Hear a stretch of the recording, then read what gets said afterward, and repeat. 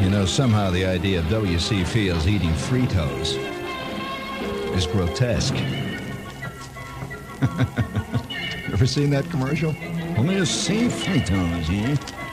I mean, that's one of the major grotesqueries of our time. It's like picturing W.C. Fields drinking a Diet Tab. W.C. Fields, a little glass of Tab with my Fritos. I mean, where will it ever end, for God's sakes? Bring it up, please, will you, Bill, please? Can't leave the slobs off the hook. Bring it up there. Don't you feel kind of good once in a while, deep down in your gut, that you are a slob? I mean, the slob world is so full of passion and slobbish delights. Sitting there stuffing your face with cheeseburgers and going to the Dairy Queen and hanging around the Great Eastern. You know, it's just a Oh, the life of the peasant has always been rich and full. You ever think in terms of the slob being the modern-day peasant?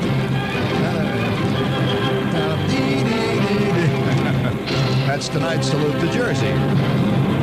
Yes, well, of course, I'm not, no value judgment involved. I never make a value judgment, of course. But who was it who once said the world, God must have loved the slobs. He made so many of them. No, he didn't say that, did he? No. No, that wasn't God. That was Earl Wilson. That was a quote from his column. Or was it Dorothy Kilgallen? I don't know whose literary style that is, but, you know, speaking of literary styles, tonight I have something I don't often do here. I have a letter here. It says, Shepherd. It starts right out there. Shepherd, it says, this letter concerns your show about insomnia a few nights ago.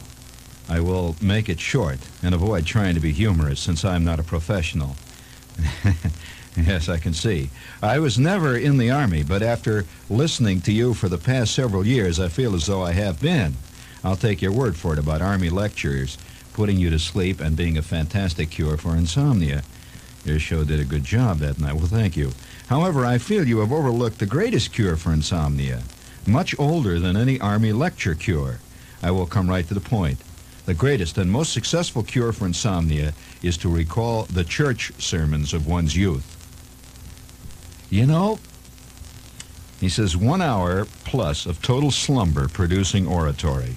In my youth, I learned the very difficult art of sleeping hours on end with my eyes wide open, with an apparently interested stare. Says, now this is quite true. I might say that this guy hit on something, and I have to give full credit to this listener. He's right. He says it bothered me for years. He says, you know how people talk about how they can't get to sleep?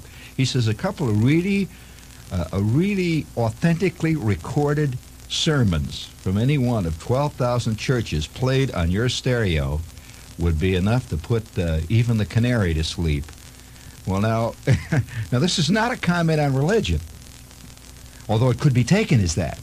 It is primarily a comment on delivery. Oh, yes.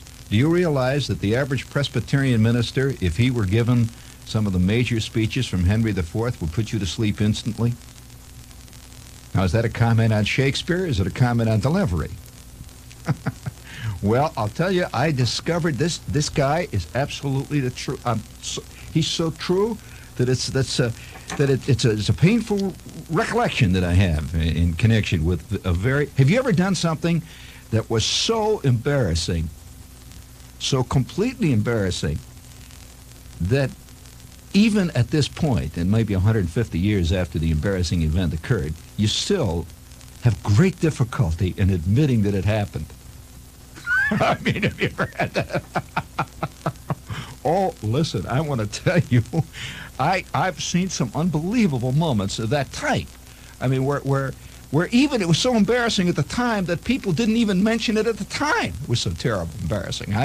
I one time was out on a double date with a guy. This happens to be a true story. This is not fiction tonight, Brian. This is the absolute, God's honest, painful truth.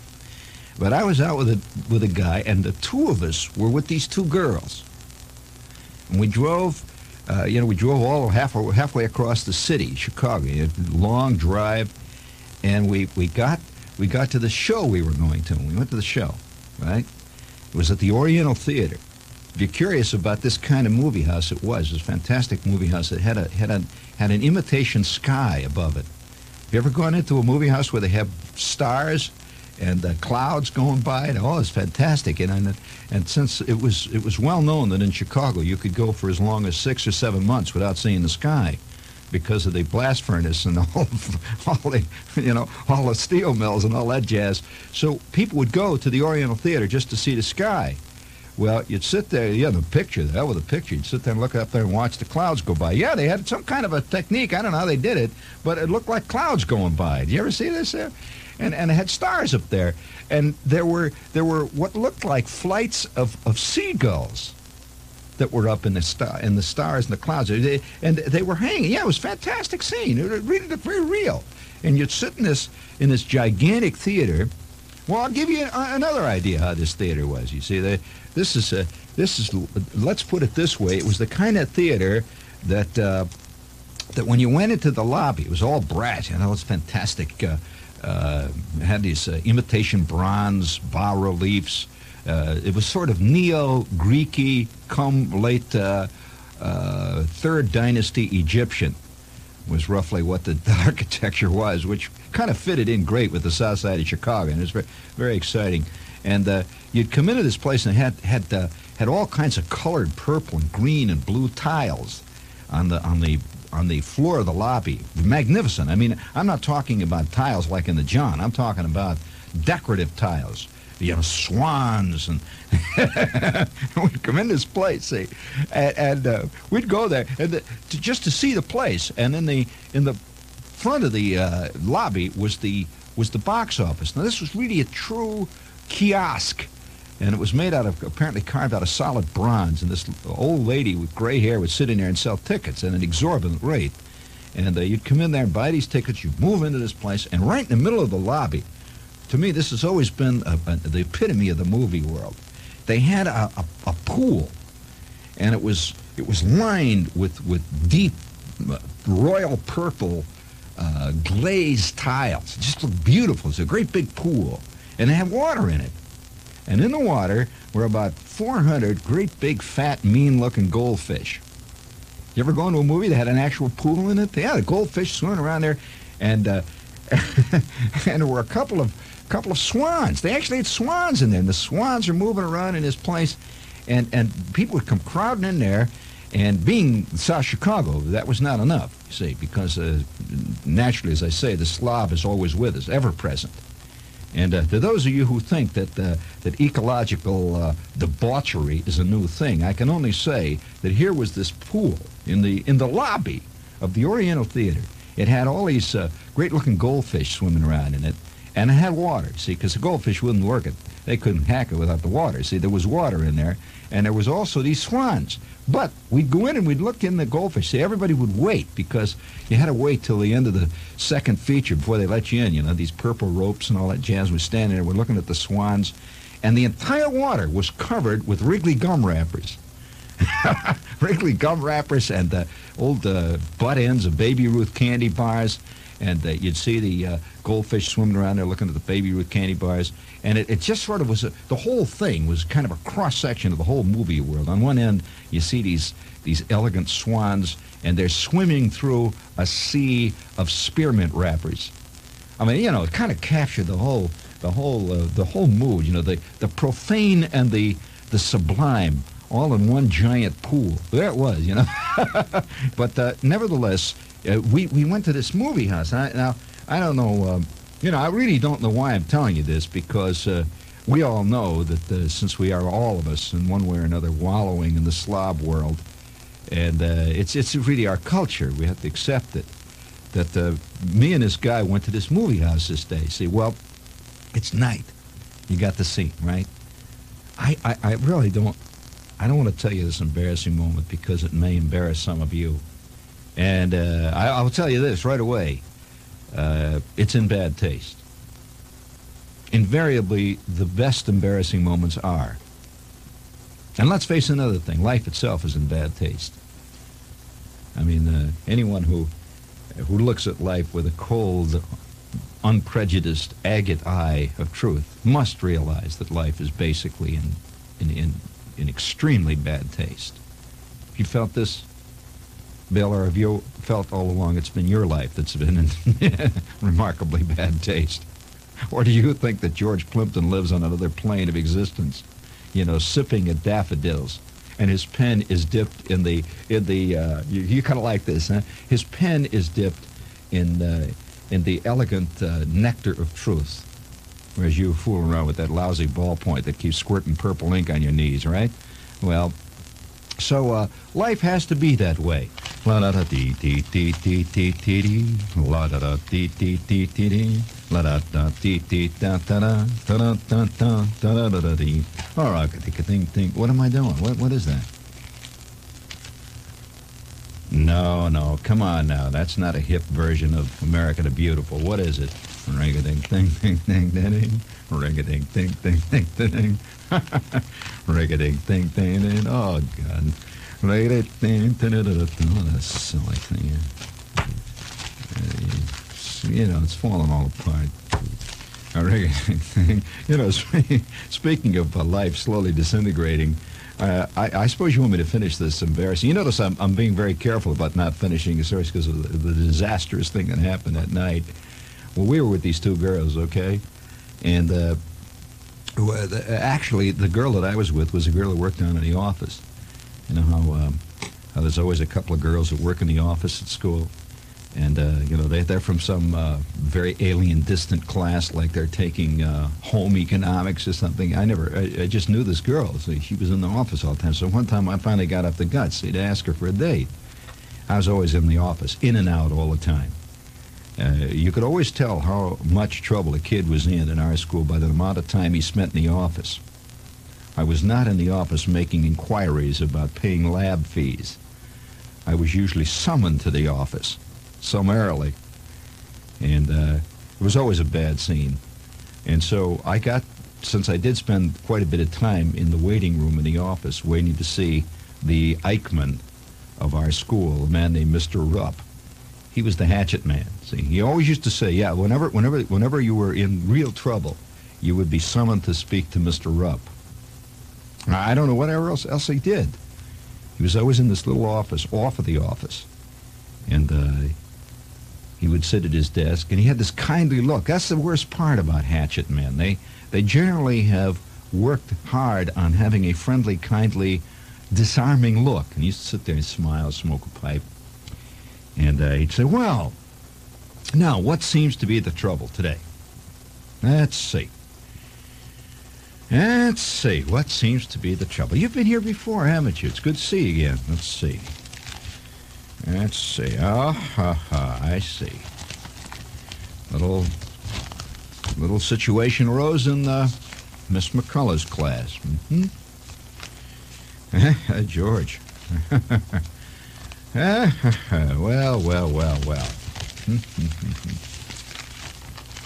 Yes, sir. Miss McCullough, according to this note, says that you were fighting in class. Well, I can understand that. Fighting in class. Well, how do you like Miss McCullough? She's a nice lady, isn't she? And you're sitting there. See, he's sneaking up on you. I'll tell you what it's roughly like. It's like if a tiger in the jungle sends you an invitation to have a drink with him. And then sits around for a while, and you both discuss Jim Beam, bourbon. And he's sitting there grinning. He says, well, George, let me hear your side of it. By this time, you figure he's your friend. This is worse. This is a worse technique. This is terrible. He says, no, look, I know Miss McCullough. She goes off the deep end sometimes, I tell you. Yes, well, she's getting along. And let's hear your side of it. I said, well, my first couple of times, see, I fell for it. I says, well, you're right about Miss McCullough. I'm sitting there in the back, and this guy Farkas? And say, oh, Farkas, yes, he's been in here several times. Farkas, is he in your class? Yeah, well, Farkas. Well, anyway, the next thing you know, he and I are shoving around back there, and he fell over sideways and hit the cabinets in the back and knocked over this globe we got there. And you know how Miss McCullough is. She got all excited and started to cry and everything like that. And Farkas got up and he tripped over the desk there and well, he said, thanks. Well, yeah, well, very interesting story. I can understand that would happen. I know. Stuff like that happened to me all the time when I was in school. All right, you go back to your homeroom, and we'll talk to Miss McCullough and straighten it out. Well, the first time I left the office, I felt, well, I really put it over that old duffer. I felt great, I walked out of there with like 10 feet tall. So I walked down to the office, boy, because it had been bothering me, because me and Farkas had a slugging match in English 2 that went on for about 19 minutes. And then finally involved about 3 other kids. We busted a window, and Farkas said, oh, it was a bad scene. So I figured, now I'm through with it. Well, I get back to my advisory, my homeroom. And Miss Snyder's sitting there, my advisor, and she just sitting there. She said, oh, yes, I just received a note from Mr. Rupp, and he also called. I said, well, yeah, we had a talk about the thing that happened there. It's all straightened out. So, I suggest you go see Mr. Spohn. Well, that was the minute you were told to see Spohn, the ball game was over. That meant the next thing, you were on the bus home. Have you ever been suspended? You haven't. Have you, Jerry? Why am I the only... Well, I'll never forget the first time I was suspended for 3 days.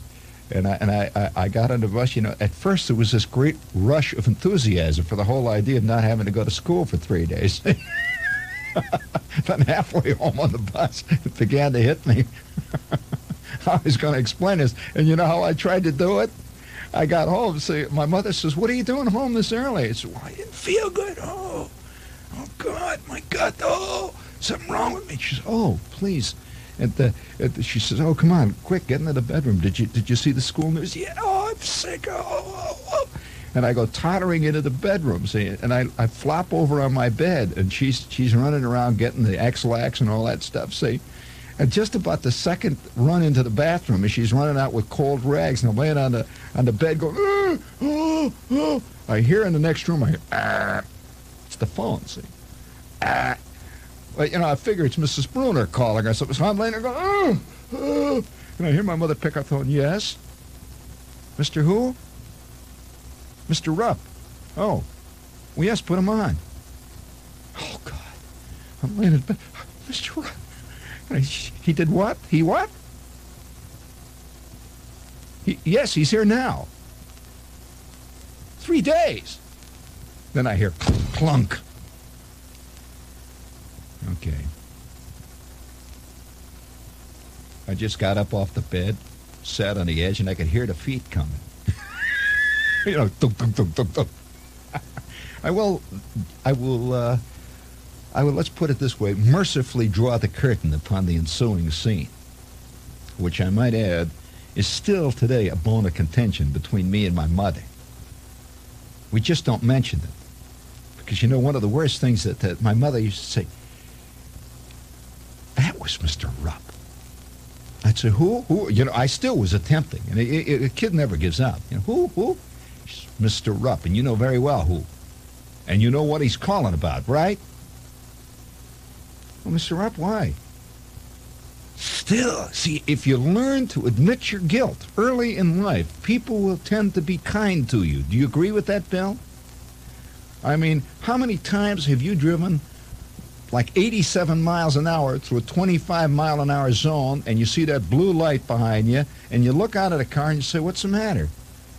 If you simply say, my foot slipped and it was pushing down, I couldn't get it off the accelerator, help, that doesn't work either. If you say, look, all right, okay, I done it. You got me. He's inclined to say, look, fella, will you cut it out?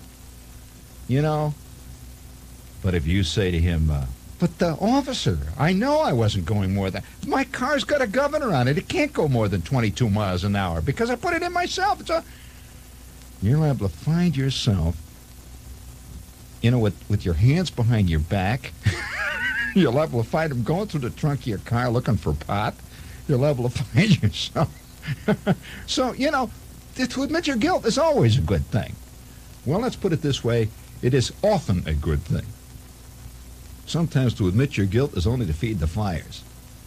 So you got to use your sense. Whatever sense you got to use it. So I said to my mother, I said, what, Mr. Rupp? What do you mean? She said, you know very well what I mean. I said, but what do you mean, Ma? I persisted.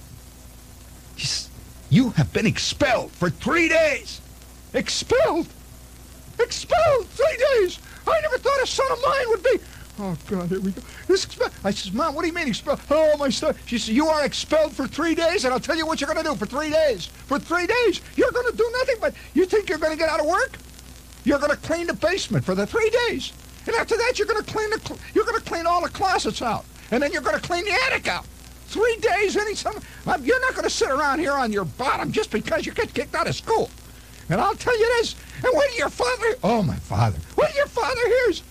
Well... Oh, God. So I tried to atone. You see, when you try to atone for guilt, so I go down into the basement, and the first thing I did was start to clean the basement up. I get out the hoses, I'm squirting down the basement floor, and I'm cleaning out the furnace. I got all the ashes pulled out. I'm down there because, the desire to atone for guilt is very strong in the human. Yes, atoning for guilt is a curious thing, and you like to pretend that you're not that type. You're a total amoralist. But every one of us atones in one way or another. Do you agree with that, Jerry? You're the only religious man among us, and you must agree. Well, yes, it is true. Do you agree that atonement is a major problem? And I was not a religious man, I'm telling you. So I'm down in the basement, working away, cleaning the basement, dust is flying. And then I suddenly hear coming up the driveway, "Ow!" It's the old man's Oldsmobile. Oh, God. I start to clean even harder. I hear him come up the back steps. I hear the door slam. And I hear up there, what? What? What the hell? And pop. Oh, gee. We will now once again draw the curtain of kindness over the ensuing scene, which occurred next to the coal bin. I was once again reminded that the old man was stronger than 5 bulls. I mean, and he must have been one hell of a dropkick artist in his day. He demonstrated it. He caught me on the bounce, and I'll tell you, we had to go around down in the basement there. If you think you've seen anything out of Eugene O'Neill, Long Day's Journey into Night. Well, my old man was not like that old man, who kept sitting around taking this from those kids. I mean, I says, but Dad! He said, don't but Dad me! Don't but Dad me! You got kicked out of school! But Dad, don't but Dad me! You got thrown out of school! And what did you get thrown out of school for? I'll tell you, fighting! I don't mind you fighting out in the backyard, or fighting in the alley, or fighting on the way home back in the garage, but you were fighting in the school, right there, and you got kicked out. Let's see how good you can fight now. Well, it was a very exciting evening. And I remember my kid brother cowering under the daybed when I was dragged kicking and screaming up the basement steps. And I sat down to eat my meatloaf and my red cabbage that night, and it tasted like ashes. Yes, it was atonement. The old man just sat there, shoveling away at his food, and once in a while he'd look at me, just get that withering look. Kicked out of school. That's stupid. That's stupid. Oh. You see, what bugged him was not that I was fighting, but I was dumb enough to do it where I could get caught. That's what bugged him. Stupid fighting in class. Stupid. My mother used to say, well, now let's forget. You know, she was always trying to throw oil upon the troubled waters. Well, now let's forget it and go right ahead. He's learned his lesson. Oh, I'll bet. Look at him sitting there, learned his lesson. And you know what's worse? He won the fight. He got the hell kicked out of him. He would have learned a lesson. Boy, my kid brother is out there in the next room under the daybed whimpering because, you see, we had a tendency, as is the case, see, violence spreads. It's just the way it goes. It's a contagious disease. And a kid he understands this far more than adults understand it. And he was afraid that, you know, he would come in, sit down, squat down in front of his meatloaf, and look at the funny, don't give me that funny look on your face. What are you grinning about? And of course, then it would be off. The whole bit, you know. So you know, he learned early in the game to stay under the daybed because the daybed was so low that nobody could reach him under there. There's one of these, you know, like a Castro that folds out, and it had these iron things on the bottom, and you had to be I would say you couldn't have made it under the daybed if you were anything over 3 foot 7 inches tall, and you couldn't weigh more than 26 pounds. And so he could get under there. He just went under that thing like a cat going under a door. You know, zap, he'd go under. And boy, that would make my old man mad. You couldn't, have you ever had a dog or something that would get under something and you couldn't get him out? Well, my kid brother would spend weeks under the day, and they couldn't get him out, and they'd poke under there with brooms. Get out. I don't know why I tell you this, but they'd poke, you know. You'd hear a whimper under there. Trying to get him out under there. Well, so nevertheless, there I am. See, so this is not the embarrassing moment I was about to tell you about. I don't know. You know, so I had kept going into the office. See, I was in the office a great deal during a certain period in my scholastic days. Let's put it that. Oh, one of the worst ones I ever had happen to me that way. Have you ever been actually turned in by a total fink? Have you ever had anybody? That I think is one of the most traumatic things in your life, to trust somebody and get turned in. Oh, what a talk about a finky thing. Schwartz and I used to hitchhike to school all the time. And I must have clocked, probably in my lifetime, I've clocked 20,000 miles or better hitchhiking. And we used to hitchhike to school. See, the reason we did it was because we were given money, you know, bus fare. Yeah, we would ride the school bus, and you had tickets and all that. Well, we would turn in our tickets at the office and collect money for them. And instead, we would hitchhike. Well, about once out of every 6 or 7 days, we would simply miss. We wouldn't make it. We'd be like a half an hour late. Well, invariably, what we would do, Schwartz and I had a technique. We would come to school, it was late. You know, we'd like arrive a half an hour late. Well, you don't go into school, then, see. So we knew that if you went to school, the jig was up. So we would go down around the back of the school to this garage. They had a school garage back there, a lot of old cars, you know, trucks and stuff back there. And we would hang around this garage, and there was this old guy that was back there. And yeah, he was just an old garage mechanic. So we'd go back there and we'd hang around with him. Say, well, one day, I'm back there in the garage with this guy and Schwartz, and the two of us are writing a note. I am writing a note to Schwartz's advisor, saying that the reason Schwartz couldn't come to school that morning was because his sister was sick and he had to go to Alaska or someplace to get the serum, and he couldn't come until noon. So that way we would go back in school at noon, everything's cool. See, this is about 10 o'clock in the morning. So I'm back there writing this note, and Schwartz is writing a note for me. Now, this is the only time in my life we ever worked the fake note bit. I never did it again. Nor had I done it before. Now, this is a common enough bit, you know, writing the fake note. So Schwartz figured, well, if he wrote my note, they wouldn't know my hand. You know, they wouldn't know Schwartz. My advisor was a different advisor from Schwartz's.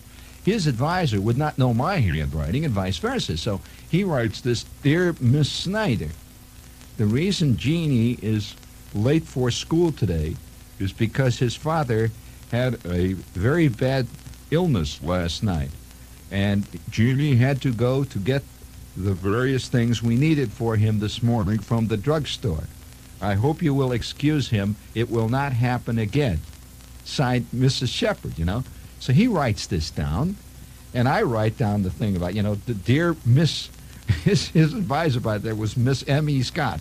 Dear Miss Scott, the reason my son Schwartz is not on time today in school is because his sister was very ill last night, and he had to go. I write this thing out. And at that point, see, this guy is sitting there, and he says, he's laughing, so he's helping us write the notes and stuff. Well, so I give Schwartz his note. Here, I got my note. Well, we both go up to, it's noon now. We have our lunch. We're sitting out there eating our salami sandwiches and stuff and peanut butter. Schwartz loved, incidentally, a very curious sandwich, which even at that time I never got the guts to try. And he really ate this. You're going to think I'm making it up. He, honest to God, ate this. He loved it. I don't know whether you've ever tried this because I have completely avoided this particular sandwich, but he loved it. He used to eat it every day. He used to take white bread, sandwich, his mother would make, his white bread sandwiches with peanut butter on them, sliced bananas, and you won't believe it, ketchup. Now, I have never tried, and Schwartz loved it. He'd sit there and eat these things. And of course, maybe that was the reason his growth was stunted. That a lot of, there were a lot of theories around why all the rest of us were bigger than Schwartz. But it could have been those sandwiches now, come to think of it. So Schwartz is eating this peanut butter glop and sitting there, and we're talking away. And it's lunchtime, we're having a great time. We're in the garage with this old guy that, we were old friends. We'd been in the garage. We hung around the garage for like 2 years. And so at that point, I go upstairs. It's, the bell rings. It's after lunch now. We've sat in there for about 3 hours. The bell rings. We go charging up. And I go into my home room, which we always went into for 10 minutes after lunch for announcements and stuff before the afternoon's classes started in the school I went to. So I go charging her real happy, and I got my note. And I run up to Miss Snyder, and Miss Snyder didn't even say a word. She just looked at me and says, "Oh, would you please go see Mr. Rupp?" What the hell is this? She didn't even take nothing. What the? So, well, it's obviously a clerical mistake. So I go down to Mr. Rupp's office. I figured that it's just one of those things that gets straightened out. And I walk in, and Rupp is sitting down. Just hand it over, please. What? He says, the note that Mr. Stanford watched you write. Mr. Stanford, who's it? He says, Mr. Stanford of the garage. The fink! The fink! He had called Miss Snyder. And I was sitting in the office here. I could just feel my face is white, And the door opens, and who walked in? Yes, sirree. That was another 3-day sentence in a slam. Boy, did hell break out loose that time. And the old man again says, "You stupid, you wrote a note in the garage at a school?" That's what bugged him. I mean, he can understand writing a note to get out of school, but writing in the garage, he was always saying, what kind of a stupid kid had he given birth to? What kind of stupid he created? Remember sitting there, and he got so furious, he spilled his beer and everything else. He's mad. He says, "You wrote a note in the..." Oh, look what you made me do. I spilled my beer. Yes. What? You mean once again the horn blows at midnight? You know what I turn into when that bugle goes, don't you? Oh, my God, please, and before your very eyes. Well, I'll tell you this. I'm sorry I had to not finish the story about the embarrassing moment. I cannot tell you now, except to say it involved that damn swan and a Butterfinger candy bar that caused the two of us to have one of the most embarrassing moments I have ever had in public. And I will not pursue the story any. The swan that lived in the lobby of the Oriental Theater amid all the spearmint gum wrappers. Wrigley's spearmint gum. You don't want to hear the rest of it because this story, if it's going to be told, it has to be told with full embellishment. Suffice it to say, kids, the swan is among the meanest of creatures known to God's great, great world of fauna. I can say nothing good about swans. And I might point out before that night, I kind of dug Butterfinger candy bars. That night I swore off them for life. Haven't had one since. I gave up Butterfinger candy bars and swans. I might also add double dates as a result of that night. Now I travel a lonely path. Yes, sir. I do not double date. No hanky-panky with swans. And if there's any candy bars involved at all, it may be an occasional powerhouse bar. How long's it been since you've seen a powerhouse candy bar? Boy, that was a tooth rotter. Bring it up, babe.